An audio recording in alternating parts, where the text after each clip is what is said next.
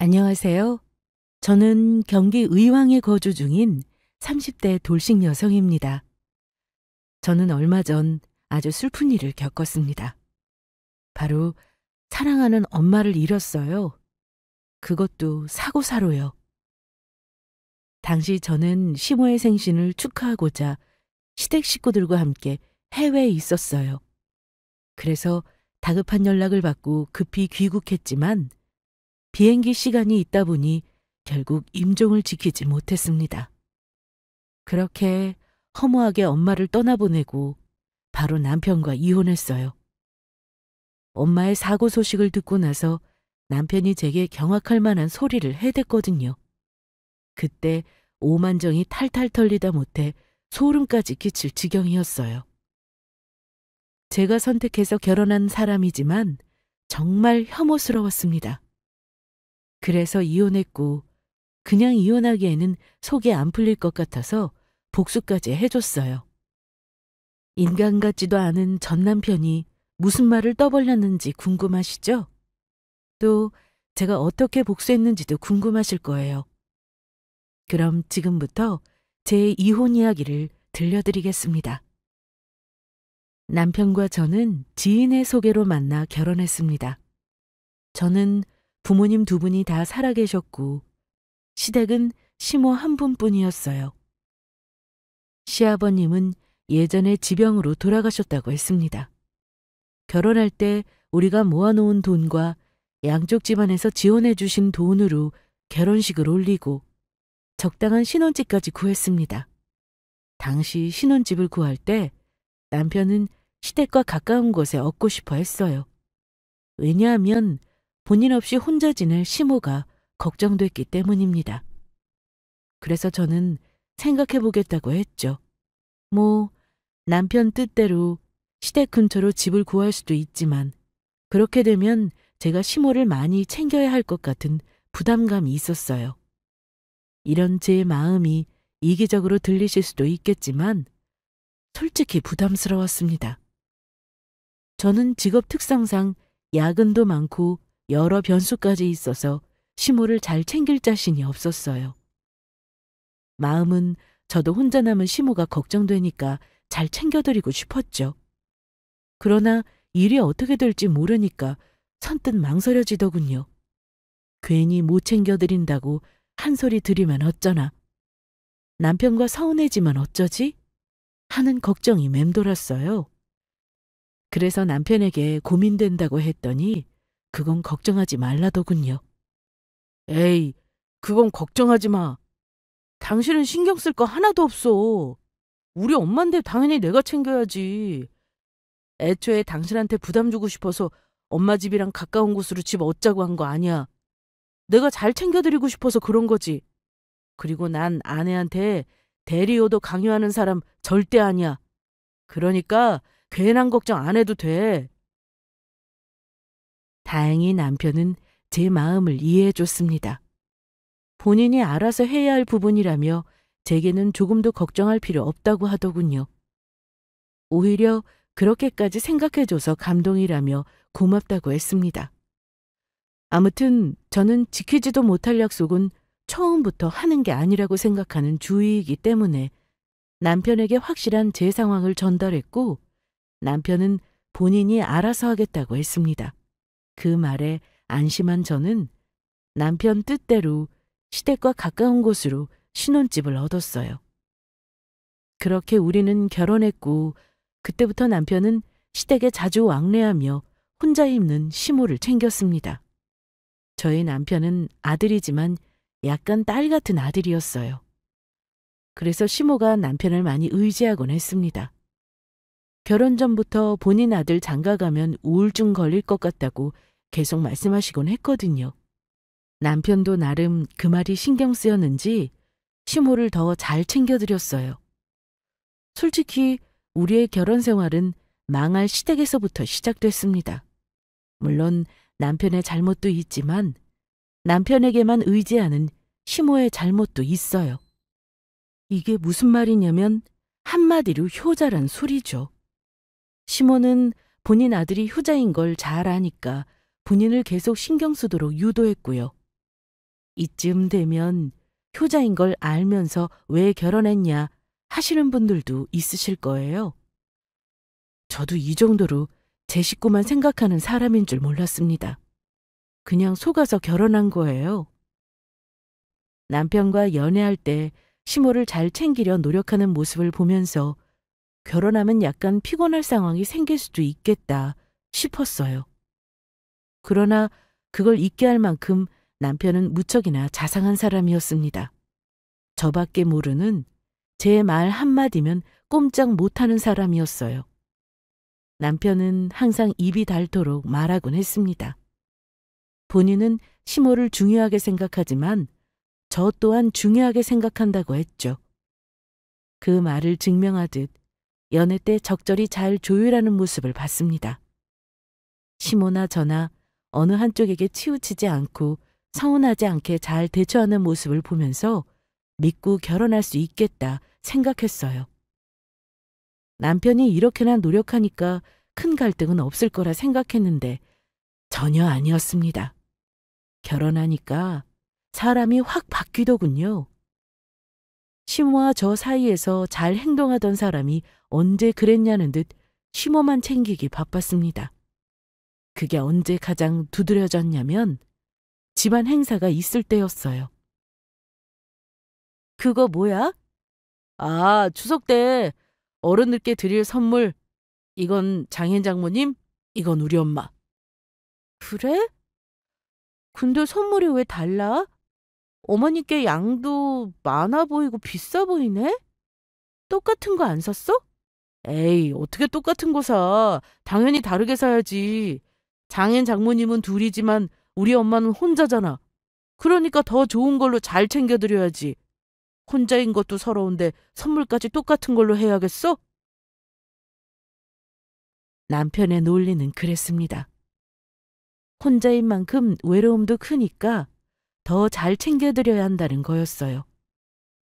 아무리 그래도 저와 상의 하나 없이 이렇게 마음대로 준비하는 건 기분이 좋지 않았습니다. 100번 양보해서 선물을 다른 걸로 준비했다고 쳐요. 그럼 용돈은 같아야 하는 거 아닌가요? 저희 부모님께 드리는 것보다 시모에게 드리는 돈 봉투가 더 두둑했습니다. 그래서 이거는 왜 다르냐고 따졌더니 아까 같은 기적의 논리를 펼쳤어요. 아니, 솔직히 따지고 보면 저희 부모님께 더 챙겨드려야 하는 거 아닌가요? 시모는 한 분이고 저희 부모님은 두 분인데 굳이 똑같이 안 드리고 다르게 챙겨드린다면 저희 부모님께 더 드렸어야 한다고 생각합니다. 그러나 저는 이런 생각을 남편한테 강요하지 않았어요. 우리 부모님을 더 챙겨드리기보다는 그냥 공평하게 양쪽 집안을 대하고 싶었어요. 그런데 자꾸 남편이 치사하게 나오더라고요. 그래서 조금 서운한 티를 냈더니 그거 하나 이해 못 해주냐면서 오히려 저한테 더 서운하다고 했습니다. 문제는 이뿐만이 아니에요. 명절 때 친정에 갈 생각을 안 하는 게 문제였습니다. 여보, 이제 슬슬 준비하고 가야 하잖아. 엄마 아빠 기다리시겠다. 그래? 그러면 저녁만 먹고 가자. 원래는 아침만 먹고 가기로 했잖아. 그런데 당신 점심만 먹고 가자고 해서 점심까지 먹었고, 그럼 이제는 출발해야 하는 거 아니니? 이러다 아예 내일 가겠어. 그럴까? 오늘까지만 자고 아예 내일 아침에 출발할까? 뭐? 내가 지금 그렇게 하자는 게 아니잖아. 비꼬는 말인가 모르겠어? 아이, 왜 화를 내고 그래? 나는 혼자 남을 엄마가 걱정돼서 그렇지. 솔직히 장현 장모님은 둘이니까 우리 없어도 외롭지 않으실 거 아니야. 남편의 기적의 논리 참 가지가지죠. 무슨 말을 할 때마다 우리 부모님은 두 분이시니까 외롭지 않다는 말을 해댔습니다. 부모가 한 분이든 두 분이든 자식 보고 싶어서 언제 오나 기다리는 게 부모잖아요. 거기다 부모님께 자식이라고는 달랑 저 하나입니다. 시아버님이 돌아가신 것만 다르지 양쪽 부모에게 하나뿐인 자식인 건 똑같아요. 그런데 계속해서 시모만 더 챙기려 드니까 서운하다 못해 화가 났습니다. 이런 제 마음을 표현해도 오히려 저를 인정머리 없는 며느리 취급하니까 더 이상 말하기도 싫었습니다. 그래서 집에 올 생각하지 말고 아예 시댁에 눌러앉아 살라고 했어요. 혼자 남은 시모를 그렇게 걱정하는데 출근은 어떻게 하냐고 했습니다. 짐 챙겨서 보내줄 테니까 일이고 뭐고 그만두고 시모 옆에 딱 붙어 있으라고 했어요. 친정집은 나 혼자 가겠다고 선언하며 차키를 챙겼습니다. 그리고 입고 있던 앞치마를 벗어서 남편 면상에 집어던졌어요. 남편은 좋은 날 왜 이렇게 감정적으로 구냐며 저를 달래기 시작했지만 저는 더 이상 참을 수 없었기에 친정에 오든 말든 상관 안 할 테니 네 엄마나 잘 챙기라고 했어요. 그렇게 명절날 저 혼자 친정집에 갔습니다. 부모님은 김서방 없이 왜 혼자 왔냐며 놀라셨어요. 괜히 걱정하실까봐 시댁에 일이 있어서 못 왔다고 대충 둘러댔어요. 저 혼자 친정 부모님 댁에서 명절 연휴를 마무리했습니다. 그리고 집에 돌아와서 남편과 본격적인 이야기를 나누게 되었죠. 처음엔 남편은 자기 혼자 두고 가면 어떡하냐고 저한테 막 따졌어요. 나 혼자 두고 가면 어떡해. 우리한테 무슨 일 있는 줄 알고 엄마 걱정하셨잖아. 둘러대느라 내가 얼마나 진땀 뺀 줄 알아? 나는 뭐 마음 편했는 줄 알아? 나도 우리 부모님한테 당신 없이 혼자 온 거 둘러대느라 힘들었어. 그러길래 내가 하룻밤만 더 자고 가자고 했잖아. 왜 쓸데없는 고집을 피워서 어른들 걱정하게 하냐? 이 일의 원인이 나한테 있다고 생각하니? 이렇게 된 건 다 당신 때문이잖아. 남편은 제 마음을 조금도 헤아려 주지 않았습니다. 사실 친정에 머무르면서 남편에 관한 생각을 많이 했어요. 앞으로 이런 문제로 서운할 일이 많아질 거고 그럼 자연스럽게 싸울 일도 많아질 거라 생각했습니다. 남편이 어련히 알아서 잘할 거라 믿었는데 이런 식으로 군다면 너무 힘들 것 같았어요. 그래서 결혼 생활을 정리해야 하나 하는 생각까지 들었습니다. 결혼한 지 얼마나 됐다고 벌써 이혼 생각을 하냐고 하시는 분들도 있겠지만 꼭 찍어 먹어봐야 된장인지 똥인지 아시나요? 먹어보지 않아도 딱 보면 알잖아요. 남편이 마음 먹고 고치지 않는 한 이 갈등은 계속될 겁니다. 이로 인해 우리 둘은 많이 지칠 거고요. 상처뿐인 마음으로 뒤늦게 이혼하는 것보다 오히려 지금 빨리 정리하는 게 더 나을 수도 있겠다 싶더라고요. 만일 남편이 잘못을 인정하고 제게 사과했더라면 조금은 누그러들었을지도 모릅니다. 그러나 모든 잘못을 제게 돌리기 바빴어요. 그래서 남편에게 제 생각을 솔직하게 다 전했습니다. 그래서 이런 당신과 계속 같이 살 자신이 없어. 뭐? 그래서 이혼이라도 하자는 거야? 어쩌면 이혼하는 게 서로를 위한 선택일지도 모른다고 말했습니다. 그러자 남편은 이딴 일로 무슨 이혼이냐며 그제야 좋게 풀어보려고 노력했어요. 그런데도 제가 확고하게 이혼을 주장하자 사태의 심각성을 깨닫고 잘못했다며 싹싹 빌기 시작했습니다. 제 마음 생각하지 않고 서운하게 해서 미안하다고 이만 화해하고 다시 잘 지내보자고 했어요. 양쪽 부모님께 잘 살겠다고 약속까지 드렸는데 이렇게 헤어지는 건 무책임한 행동 아니냐면서 좋게 생각하자고 설득했어요. 그러나 제 마음은 쉽사리 누그러지지 않았습니다. 남편이 처음부터 사과했더라면 이렇게까지 나오지 않았을 거예요. 제가 이혼 이야기를 꺼내니까 그제야 안절부절 못하는 모습이 싫었습니다. 제 입장을 조금도 고려하지 않았다는 것에 실망스러웠어요. 그래서 이혼만이 정답인 것 같다고 하자 조금만 더 시간을 두고 진지하게 생각해 보자고 하더군요. 그래서 저는 알겠다고 했어요. 그리고 그날 이후 남편은 어떻게든 제 마음을 돌리기 위해 노력했습니다. 제게 잘 보이기 위해 집안일도 열심히 하고 저희 부모님께 연락도 자주 하고 선물도 사서 보내더군요. 저는 곰곰이 생각하면서 지켜보기만 했어요. 이렇게 노력해봤자 다 제 마음 돌리기 위한 것일 테고 얼마 못 가 원래대로 돌아올 거라 생각했습니다. 그러나 남편의 이런 노력은 꽤 오래 가더군요. 그래서 조금씩 마음이 누그러질 때 남편이 결정적으로 쐐기를 박았어요. 이게 뭐야? 비행기표네? 당신한테 주는 선물이야. 조금이라도 마음 풀고 다시 잘 좋게 봐달라고 열심히 용돈 모아서 준비했어. 어때? 마음에 들어? 우리 모처럼 여행 가서 서운한 감정 다 풀고 오자. 모처럼 기분 전환하며 마음에 쌓인 감정을 다 풀고 새롭게 시작하자며 깜짝 선물을 준비했습니다. 이렇게까지 준비할 줄은 몰랐는데 나름대로 신경 많이 써주는구나 싶어서 은근히 감동도 받았어요. 기분도 나쁘지 않았고요. 그래서 알겠다며 남편의 선물을 받아들였습니다. 그러나 이게 엄청난 사건의 시작이 될 줄은 꿈에도 몰랐습니다. 오로지 저를 위한 선물인 줄 알았는데 그게 아니더군요. 남편이 준비한 선물이 내심 마음에 들었던 저는 기분 좋게 여행을 준비했습니다. 오랜만에 가는 해외여행이라 나름 설레어 하면서 입을 옷과 화장을 신경 쓰며 짐을 챙겼죠. 그리고 여행 날 아침 남편과 함께 비행기를 타러 공항에서 대기하고 있는데 남편이 낯익은 사람에게 아는 척하며 반갑게 인사하더군요.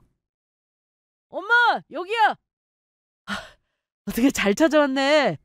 버스 타고 온 거야? 내가 모시러 간다니까. 아유, 엄마가 뭐 애인 줄 알아. 집 앞에서 버스 타면 금방인데 뭐하러. 남편이 반갑게 맞이한 사람은 다름 아닌 시모였습니다.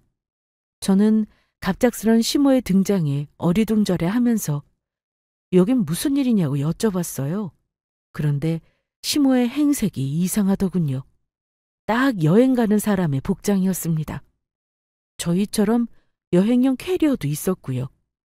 그래서 어디 여행 가시냐고 물었더니 글쎄 저희랑 같이 여행 간다고 하더군요. 아무것도 몰랐던 저는 깜짝 놀라서 남편을 쳐다봤고 남편은 당황스러운 표정으로 어색한 미소를 지었습니다. 차마 시모 앞에서 이게 뭐 하는 짓이냐고 따질 수 없어서 그냥 가만히 있었어요. 그리고 시모가 잠시 화장실에 간 사이 남편한테 대체 어떻게 된 일이냐고 물었더니 저와 시모를 위해 준비한 선물이라고 했습니다. 이게 대체 어떻게 된 거야? 우리 둘만 가는 거 아니었어? 그게 사실 곧 있으면 우리 엄마 생신이잖아. 엄마가 해외여행 가고 싶다고 하셔서 겸사겸사 같이 가면 좋을 것 같아서 준비했지. 설마 이 여행에 어머님이 끼는 게 아니고 내가 낀 거니? 원래 계획은 어머님 해외여행 보내드리려고 한 거였는데 겸사겸사 날 끼워서 같이 가자고 한 거야? 내 기분 풀어준답시고? 이건 제가 충분히 오해할 만한 상황이었습니다. 사전에 미리 말했더라면 이런 오해는 없었을 거예요. 남편은 겸사겸사 우리 둘을 위해 준비한 선물이라고 했지만 저는 그 말을 믿을 수가 없었습니다. 평소에 시모라면 끔찍하게 생각하는 사람이 퍽이나 절 위한 선물을 준비했을 리가 없다고 판단됐어요. 남편은 아니라면서 계속 저를 설득했지만 이건 딱 봐도 시모를 위한 여행에 제가 낀 판이었습니다. 제가 바보도 아니고 이런 거에 속을 사람이 아니잖아요.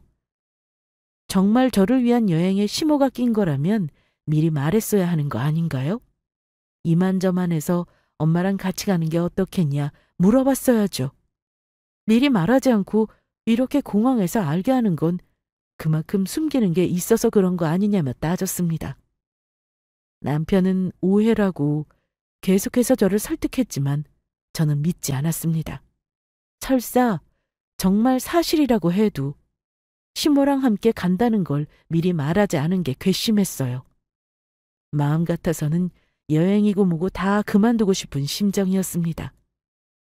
출발하기도 전에 기분이 팍 상했으니 재미있게 놀다 올 수나 있나 싶더라고요. 그래서 그냥 안 가겠다고 했더니 남편은 공항까지 왔는데 그냥 기분 좋게 여행 가자고 했습니다. 같이 가기만 하는 거지 저는 신경 쓸 거 하나도 없을 거라고 했어요. 뭐든 본인이 알아서 다 할 거라고.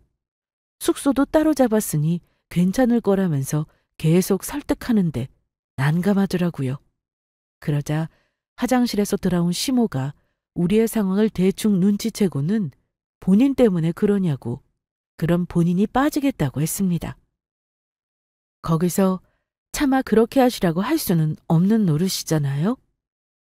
남편 말대로 곧 있으면 시모 생신인데 내키지 않아도 그냥 좋은 추억이나 선물하고 오지 싶어서 마지못해 아니라고 같이 재미있게 다녀오자고 했습니다. 그렇게 우리는 비행기에 탑승했고 여행을 떠났어요. 여행 일정은 4박 5일이었고 여기저기 돌아다니며 정신없는 시간을 보냈습니다. 시모는 숙소고 뭐고 너무 마음에 든다면서 무척이나 행복해 하셨어요. 그 모습에 남편이 생신 선물로 돈 쓴 보람이 있겠구나 싶었죠. 물론 출발하면서 잡음이 있었지만 이왕 이렇게 온 거 그냥 즐기기로 마음 먹었습니다. 그래서 즐거운 시간을 보내려고 했는데 저는 결코 여행을 제대로 즐길 수 없었어요. 왜냐고요? 한국에서 걸려온 아빠의 전화 한 통으로 모든 게 다 산산조각 나고 말았습니다. 여행 둘째 날이었을 거예요. 실컷 물놀이 하다가 호텔에 들어와서 잠시 쉬려고 핸드폰을 봤는데 부재중 표시가 여러 개 떠 있더군요. 뭔가 싶어서 확인해 보니까 아빠였어요. 무슨 일 있으신가 싶어서 서둘러 전화를 걸었습니다. 그리고 아빠에게서 믿기 힘든 소식을 전해 들었어요. 아빠, 나야. 왜 이렇게 전화를 안 받아? 내가 몇 통을 했는데. 물놀이 한다고 전화한 줄 몰랐어. 왜, 무슨 일 있어? 네 엄마가 지금... 엄마? 왜? 엄마한테 무슨 일 있어? 아빠, 울지 말고 말해봐. 대체 무슨 일인데 그래? 아빠는 제대로 말조차 못하고 흐느끼기만 하셨습니다. 그 서글픈 울음소리에 뭔가 안 좋은 예감이 확 들었어요. 엄마한테 큰일이 생겼구나 싶어서 우선 아빠를 진정시켰습니다. 그러고는 무슨 일인지 여쭤봤어요. 그러자 엄마가 교통사고를 당해서 지금 위급한 상황이라고 하시더군요. 의사 말로는 오늘을 넘기기 어려울 거라고 했답니다. 그 말에 저는 그만 주저앉고 말았어요. 마치 꿈을 꾸는 것만 같았습니다. 교통사고 당한 것도 놀랄 일인데 죽을 수도 있다는 말이 믿기 어려울 정도로 큰 충격이었어요. 이때부터 무슨 정신으로 짐을 챙겼는지 모릅니다. 엉엉 울면서 여행 가방에 옷과 소지품을 몽땅 때려넣고 급히 짐을 챙겼어요. 그러자 호텔 안으로 들어온 남편이 지금 뭐 하는 거냐며 저를 말리기 시작했습니다. 저는 아빠한테 들은 이야기를 그대로 전해줬어요. 반 미친 사람처럼 엉엉 울면서 엄마가 사고를 당했다. 의사 말이 오늘을 넘기기 힘들 거라더라. 당장 한국에 가야 한다고 말했습니다. 남편에게 비행기 타게 당장 짐 챙기라고 했어요. 그러자 남편은 지금 말고 나중에 가면 안 되는 거냐고 하더군요. 저는 이게 무슨 뭔 미친 소리인가 싶어 귀를 의심했습니다. 뭐? 그게 무슨 소리야? 엄마가 위독하다는데 나중에 가자고? 지금 가봤자 무슨 소용이야. 의사가 그랬다며 오늘을 넘기기 어려울 거라고. 그럼 돌아가실 게 뻔한데 가봤자 당신만 힘들지 않겠어? 그냥 마음 편하게 상황 마무리되면 가자. 그게 무슨 미친 소리야. 어떻게든 빨리 가야지. 엄마가 위독하시다잖아. 장모님 곁에 장인어른이 계시잖아. 마지막 인사 잘해 주실 거야. 당장 비행기 자리가 있을지도 모르고 거기다 엄마 생신 기념으로 여행 왔는데 돌아가면 어떡해? 그래서 엄마가 돌아가실 판인데 나더러 태평하게 마저 여행이라도 즐기라는 거야? 너 무슨 사이코패스니? 아니, 무슨 말을 그렇게 심하게 해. 나는 그저 서로 좋은 최선의 방법을 이야기한 것뿐인데 당신 마음은 이해하지만 내 입장도 이해해줘야지. 이렇게 감정적으로 굴 게 아니라니까? 솔직히 정리 안 되어 있는데 가면 뭐해. 당신 마음만 더 힘들어질 게 뻔한데. 그냥 조금 정리되었을 때 그때 가도 늦지 않다 이거야. 오히려 그게 더 낫지 않겠어? 남편은 이미 엄마를 죽은 사람 취급했습니다. 본인 엄마가 위급한 상황이라 해도 이렇게 나왔을까요? 정말 소름 끼치지 않나요? 저는 진짜 무슨 사이코패스인가 의심까지 들었어요. 장모가 당장 죽을지도 모른다는데 태평하게 저런 소리나 해대고 있는지 경악할 노릇이었습니다. 남편의 말은 이랬어요. 당장 비행기 구하고 비행기 타는 시간까지 생각하면 어차피 늦는다는 거였습니다. 또 서둘러 빨리 가봤자 오히려 저만 더 힘들어질 거라더군요. 차라리 어느 정도 정리되고 장례가 시작되었을 때 도착해도 늦지 않는다고 했어요. 어차피 엄마 곁에는 아빠가 있으니 무슨 걱정이냐는 식으로 말했습니다. 본인도 이런 상황이 참 안타깝다. 그러나 저를 위해서는 이게 최선인 것 같다고 했습니다. 서둘러 가다가 괜히 다칠 수도 있고 마음의 준비할 시간도 필요할 테니 여유 있게 여행 마무리하고 가는 것도 좋을 것 같다고 했어요. 이게 진짜 사람인가요? 말로는 그럴듯하게 저를 위하는 것처럼 포장했지만 결론은 본인 엄마의 여행을 방해하고 싶지 않다는 거였습니다. 정말 이기적인 사람이죠? 장모가 죽는다는데 본인 엄마만 생각하고 있으니 그게 너무 훤히 보여서 오만정이 다 떨어졌습니다. 너무 화나고 분하다 못해 온몸이 파르르 떨릴 정도였어요. 그래서 그 즉시 남편의 뺨을 때렸습니다. 한 대 맞은 남편은 놀란 토끼 눈이 돼서 저를 쳐다봤어요. 여보, 지금 나 때린 거야? 도저히 못 참겠어서 한 대 쳤다. 왜? 네가 사람이야? 우리 엄마가 죽는다는데 남편이라는 사람이 시어머니 생각만 하고 있잖아. 날 위해서 하는 말이라고? 집어치워. 누가 모를 줄 알아? 너, 네 엄마 여행 방해하고 싶지 않아서 일하는 거잖아. 이기적인 놈아. 네가 그러고도 사위야? 그러고도 내 남편이냐고? 그렇게 네 엄마가 소중하면 넌 그냥 여기 있어. 나 혼자 갈 테니까. 어차피 너 같은 거 필요 없어. 남편은 어벙벙한 표정으로 이렇게까지 화낼 일이냐고. 장모님 위독하시다니까 감정적으로 너무 날카로워진 거 아니냐면서 구시렁거렸습니다.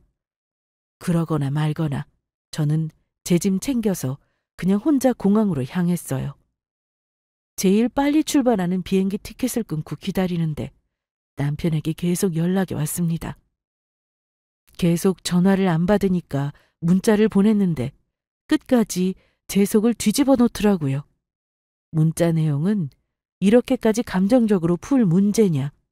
장모님은 어차피 돌아가실 텐데 살아계신 시모에게 잘해야 하지 않겠냐. 라는 개소리뿐이었습니다. 그래서 아예 차단해버렸어요. 더 이상 들을 가치도 없더라고요. 비행기를 타는 순간까지 아빠와 연락하며 엄마의 상태를 전달받았습니다. 제가 오기를 기다리고 계신 건지 다행히 잘 버텨주고 있다고 하셨어요. 서둘러 비행기를 탑승하고 불안한 마음으로 빨리 한국에 도착하기만을 바랐습니다.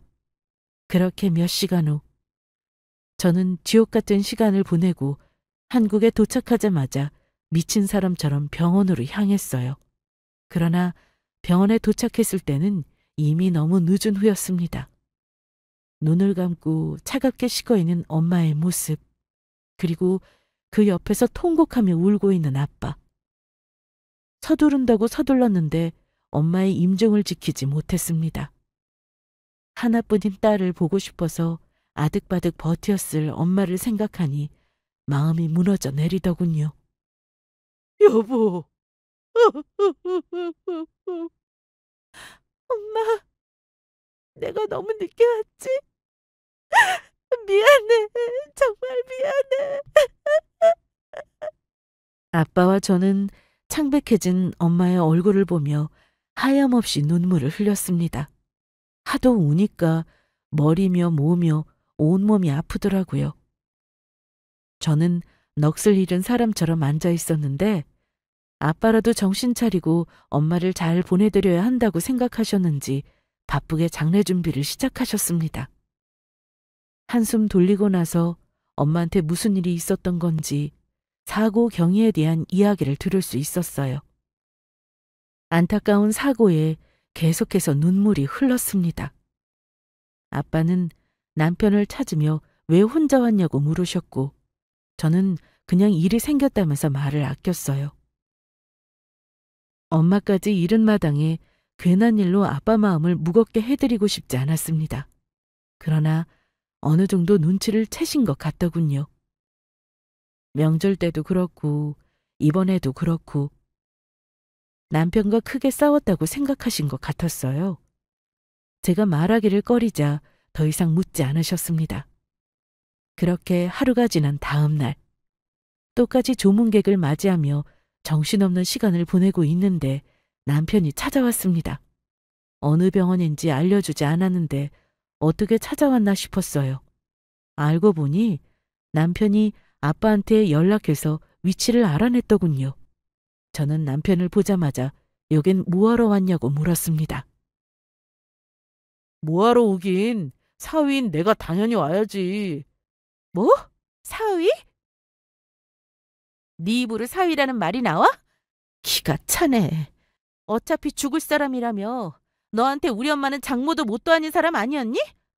됐고 그냥 돌아가. 너 같은 놈 우리 엄마한테 마지막 인사할 자격 없어. 엄마의 장례식이니까 소란 피우고 싶지 않았습니다.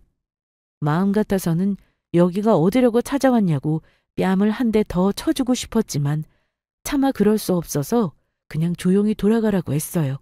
그러자 남편은 제게 미안하다며 사위로서 인사드릴 수 있게 해달라고 하더군요. 언제는 어차피 죽을 사람이라더니 이제 와서 사위 타령을 해댔습니다. 그래서 마음대로 하라고 그냥 내버려 뒀어요. 신랑이 할 힘도 없었고 그렇게 사위 노릇하고 싶다는데 어디 네 마음대로 해봐라 하고 상관 안 했습니다. 대신 인사만 드리고 그냥 빨리 사라지라고 했어요. 계속 내 눈앞에 알짱거리면 네가 나한테 했던 말 여기 있는 사람들이 다 알도록 큰 소리로 말할 거라고 했습니다. 그러자 알겠다면서 조용히 인사만 드리고 가더군요. 그렇게 무사히 엄마의 장례를 마치고 저는 집으로 돌아왔습니다. 그리고 남편에게 이혼하자고 말하려고 했어요. 엄마를 떠나보내면서 중간중간 이 쓰레기 같은 사이코패스를 어떻게 처리해야 할까 그 고민도 함께 했습니다. 안 그래도 시모만 챙기고 돌아와서 싸웠고 그게 다 해결된 게 아닌데 엄마를 아무렇지 않게 생각하는 모습에서 크게 실망했어요. 그래서 바로 이혼하고 끝낼 마음이었습니다. 그런데 그냥 이렇게 이혼하기에는 뭔가 시원하지 않더군요. 남편에게 받은 만큼 똑같이 되갚아주고 싶은 마음이 들었습니다. 그래야 공평할 것 같았어요. 그래, 이혼할 때 하더라도 한 방 먹이고 복수해야겠다고 결심했어요. 그래서 지금까지 이혼하자는 소리 안 하고 그냥 가만히 있었습니다. 남편은 계속 제 눈치를 살피며 조심스럽게 행동하더군요. 아마도 본인도 크게 실수했다는 걸 깨달은 것 같았어요. 그러면 뭐해요? 이미 물은 엎질러졌는데. 여보, 괜찮아? 이리 줘. 내가 정리할게. 당신 많이 힘들 텐데 앞으로 이런 건 내가 할게. 그리고 그때 내가 그렇게 말해서 미안해. 생각해보니까 내가 하면 안 될 말을 한 것 같아. 나도 내가 왜 그랬는지 모르겠어. 정말 미안해. 내 사과 받아줄 거지? 이제 와서 사과하면 제가 받아줄 줄 알았나 봅니다. 사과 몇 마디로 해결될 게 아닌데 말이죠. 말도 섞기 싫어서 일절 대꾸하지 않고 그냥 무시했어요. 제 마음 편해지려고 투명인간 취급도 했고요. 남편은 제가 이러다 말겠지 싶었나 봐요. 엄마 잃고 많이 힘들어할 테니까 본인이 잘하면 언젠가는 풀어질 거라고 생각했던 것 같습니다. 저는 전혀 그럴 마음이 없는데 말이에요. 아무튼 며칠 동안 남편은 계속해서 제 눈치를 살피며 몸을 사렸습니다. 그리고 저는 며칠 후 남편에게 시모와 함께 어디 좀 같이 가자고 했어요. 오랜만에 말을 걸자 남편은 기다렸다는 듯 좋아하면서 어딜 가냐고 물었습니다. 엄마랑? 어디? 어머님 생일 선물 챙겨드리려고. 생일 선물? 우리 엄마 그렇게 되고 제대로 못 챙겨드렸잖아. 여행도 제대로 못 즐기셨을 것이고. 그래서 며느리로서 제대로 된 생일 선물 챙겨드리고 싶어서. 괜찮지? 그럼 당연히 괜찮지. 난 당신이 화 많이 난 줄 알고 걱정했는데 다행이다. 이렇게 우리 엄마까지 생각해주고 정말 고마워. 내가 앞으로 잘할게. 엄마가 되게 좋아하시겠다. 어디를 가는 줄도 모르고 남편은 그저 히히거리며 좋아했습니다. 신이 나서 바로 시모한테 전화하더군요. 남편의 말은 시모 역시 웬일이냐면서 좋아하는 티를 냈습니다. 시모는 저희 엄마 돌아가시고 장례식장에 얼굴 한번 안 비췄어요. 저한테 괜찮냐는 연락 한 통도 없었습니다. 그러니 저는 조금의 죄책감도 없었어요. 만약 시모가 제게 잘했다면 남편한테 복수하면서 시모를 이용하는 게 마음에 걸렸을 거예요. 그러나 시모 역시 남편과 다를 바 없기 때문에 속 편하게 복수할 수 있었습니다. 아무튼 예정된 주말이 찾아오자 저는 시모와 남편을 데리고 옷감집으로 데려갔어요. 시모는 본인에게 옷 한 벌 해주는 줄 알았는지 설레더군요. 그러나 제가 시모를 데려간 이유는 수의 한 벌 해주기 위함이었습니다.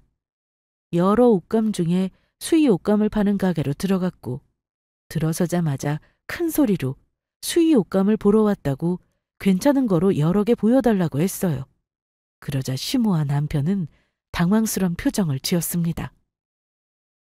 너 지금 뭐 하는 거니? 내 생일 선물로 수의를 한번 지어주겠다는 거야? 네.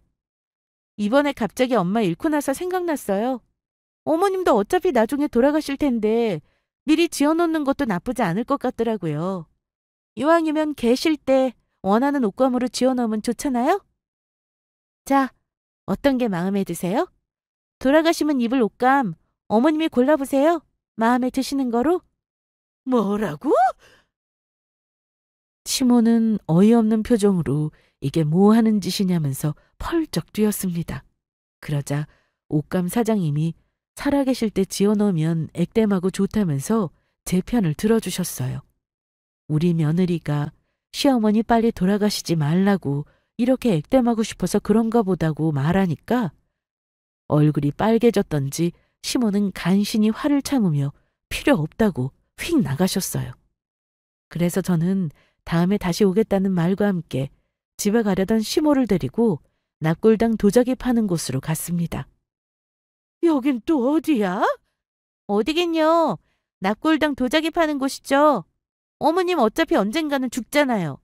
화장하고 담을 도자기 미리 원하는 거로 골라놓으시면 좋을 것 같아서 모시고 왔죠. 자, 어떤 게 마음에 드세요? 골라보세요. 얼마가 됐든 제가 사드릴게요. 이게 진짜 오늘 왜 이래? 나 빨리 죽으라고 눈치 주는 거야, 뭐야? 어머님을 위해서 모시고 온 건데요. 불사조처럼 평생 사는 것도 아니고 언젠가는 돌아가실 텐데 미리 준비하면 좋잖아요. 다 어머님 위해서 이러는 건데 왜 이러세요? 시간 없으니 어서 마음에 드는 거 하나 골라보세요. 이거 사고 영정사진도 찍으러 가셔야 해요. 뭐야? 왜 도자기가 마음에 안 드세요? 어머님 나중에 죽거든 화장해달라고 하셨잖아요. 싫으시면 어떻게 관이라도 맞추러 갈까요?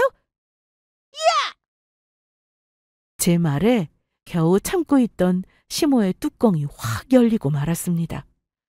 지금 빨리 죽으라고 고세 지내는 거냐면서 멀쩡하게 살아있는 사람한테 이게 뭐 하는 짓이냐고 뭐라 하더군요.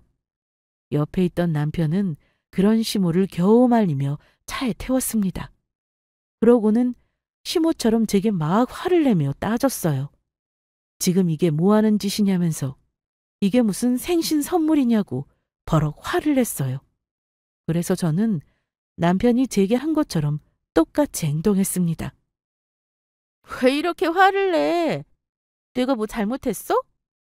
어머님 천년만년 사시는 거 아니잖아. 언젠가는 죽는다고.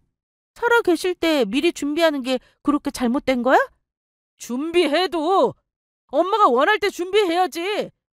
생신 선물 사드린다고 잔뜩 기대하게 해놓고선 이게 뭐야? 나한테는 이게 생신 선물이야. 며느리로서 드리는 마지막 생신 선물.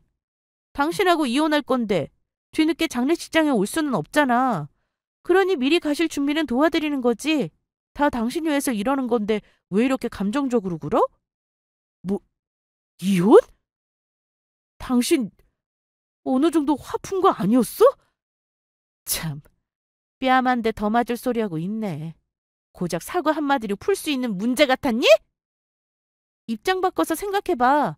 네 엄마가 중내사내하는 마당에 내가 어차피 죽을 텐데 뭐하러 빨리 가냐고 하면 어떨 것 같아? 넌 이렇게 살아계신 분한테 내가 이깟 장례용품 좀 산다고 해도 이 난리잖아. 난 엄마를 잃었어. 넌 겨우 이깟 걸로 화를 내는데 난 엄마를 잃었다고! 저는 그동안 참았던 울분을 남편에게 토해냈습니다. 그러자 참 당당하게도 본인은 사과하지 않았냐고 하더군요. 진심으로 잘못을 뉘우쳤고 저한테 너무 미안해서 사과했다고. 그럼 다 끝난 거 아니냐고 하더군요. 거기다 제 심기 안 건드리려고 눈치까지 봐가면서 노력했는데 너무하는 거 아니냐고 했어요. 누가 누구한테 너무하다고 하는 건지. 너 같은 사이코패스랑은 단 한시도 같이 있기 싫다고 했습니다. 결혼하지 말고 그냥 천년만년 네 엄마랑 딱 붙어서 살라고 했어요. 솔직히 말해서 여행만 가지 않았으면 엄마의 임종을 지킬 수도 있었을 거라며 원망 섞인 말까지 내뱉었습니다. 그렇게 시모 여행 보내드리고 싶었으면 나 빼고 둘이 다녀오면 될 것을 뭐하러 날 끌고 가서 일을 이렇게 만드냐고 고래고래 소리쳤어요. 엄마의 마지막 얼굴도 못 보게 한 남편을 절대로 용서할 수 없다고 했습니다. 나중에 시모가 죽으면 박수치고 좋아할 거라고 했어요. 그때 너도 내가 느낀 아픔을 똑같이 느껴보라고 했죠. 내 부모가 소중하면 상대방의 부모도 그 어떤 것보다 소중하다는 것을 왜 모르냐며 한심한 인간이라며 독서를 퍼부어댔습니다. 제 말에 남편은 할 말을 잃은 표정을 지었고 어떻게든 저와 좋게 풀어보려고 했어요. 본인이 너무 이기적으로 굴어서 미안하다고 다시 한번 사과했고 저와는 이혼하고 싶지 않다고 했습니다. 앞으로 이런 일 절대 없게 할 테니 한 번만 봐달라고 애원했어요. 그렇게 제 엄마만 챙기더니 이혼은 하기 싫었나 봅니다. 근데 더 웃긴 건 뭔지 아세요? 이혼을 다시 한 번만 생각해달라고 하더니 본인 엄마한테 잘못했다고 사과하라더군요. 본인이 잘못한 걸 인정했으니 저 역시 잘못한 걸 인정하라고 했습니다. 그래서 저는 못한다고 했어요. 저는 잘못한 게 없다고 했습니다. 아니? 난 사과 못해. 잘못한 게 없는데 사과를 왜 해? 어머님, 우리 엄마 장례식장에 오지도 않았어. 연락 한 통 한 적 없고. 그런 분에게 내가 왜 사과하니? 날 며느리로 생각했다면 그렇게 행동 안 하셨겠지. 그래서 나도 시어머니로 생각 안 할 거야. 내가 진짜 치사하게 이렇게까지는 안 하려고 했는데 역지사지라고. 너랑 네 엄마는 똑같이 행동해야 정신 차리는 것 같더라? 그러니까 이혼할 준비나 해. 너 같은 놈이랑 더 이상 말도 섞고 싶지 않아. 그 말을 끝으로 저는 남편을 버리고 집으로 돌아왔습니다. 그리고 미리 챙겨놓은 짐을 들고 친정집으로 들어갔어요. 아빠한테는 남편과 이혼할 거라는 걸 진작 말씀드려 놨습니다. 그저 아무 말씀 없이 제가 하고 싶은 대로 하라며 존중해 주셨어요. 남편은 이런 일로 이혼할 수 없다면서 어떻게든 제게 용서받고자 노력했습니다. 그러나 사람 고쳐 쓰는 거 아니라고 남편은 절대 갱생이 안 되는 인간이에요. 당장은 이혼하기 싫어서 어떻게든 맞춰주려 하겠죠. 나중에 시간 지나면 처음처럼 똑같이 행동할 게 뻔합니다. 하도 이혼하기 싫다고 고집 피우는 바람에 결국 소송으로 이어졌지만 다행히 잘 마무리됐습니다. 길고 긴 싸움에 지친 남편도 결국은 제 뜻에 따라 이혼하겠다고 했어요. 그렇게 우리는 이혼했고 저는 현재 아빠와 함께 지내고 있습니다. 갑작스런 엄마의 죽음으로 힘든 시간을 보내고 있지만 하늘에서 엄마가 걱정하시지 않게 아빠와 같이 씩씩하게 잘 살아내 보려고요. 그럼 지금까지 저의 긴 사연 들어주셔서 감사합니다.